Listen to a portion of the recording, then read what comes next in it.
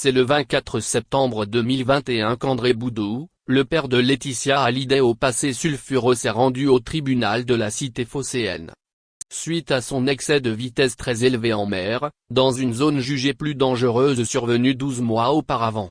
C'est la Provence qui rapporte les faits, expliquant qu'il avait très largement dépassé la vitesse autorisée alors qu'il était en train de conduire un bateau au large de Ramatuelle l'été dernier.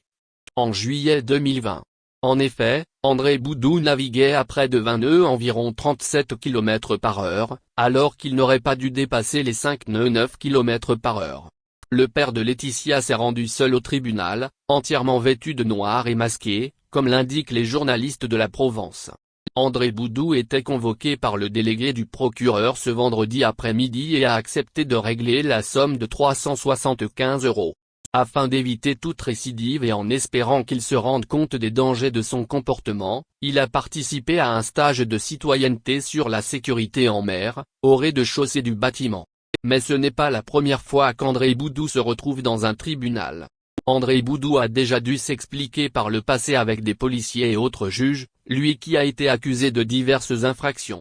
Dans les années 1990, déjà, ce gérant de boîte de nuit avait été accusé de violence, de faux et usage de faux, ainsi que de travail clandestin. Il finira par faire quelques mois de prison. En effet, en 2007, la justice l'a condamné à 24 mois de prison, dont 6 fermes, pour fraude fiscale et abus de biens sociaux dans la gestion de sa boîte de nuit au Cap d'Agde, Landésia. Ce n'est pas la première fois non plus qu'il fait prendre d'imprudence en mer. En 2019, à Saint-Martin, il en était venu aux mains avec un pêcheur qui lui avait demandé de ralentir.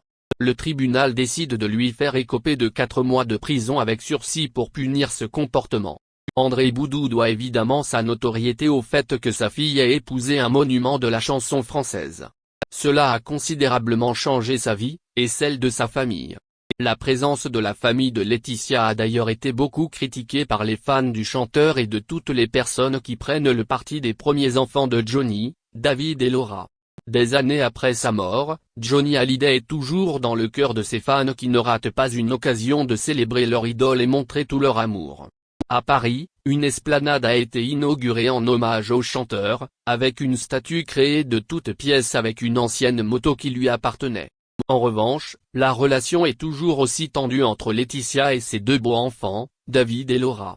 Avant la mort du chanteur, on raconte que les relations étaient tout juste cordiales. Mais suite au décès de Johnny, tout a empiré. La loi américaine autorise en effet les citoyens à déshériter les héritiers. Et c'est un testament américain qu'a décidé de faire le chanteur, privant ainsi ses 2 premiers enfants de tout héritage. Les admirateurs du taulier ont été très touchés par la situation et ont décidé de soutenir les enfants biologiques de Johnny.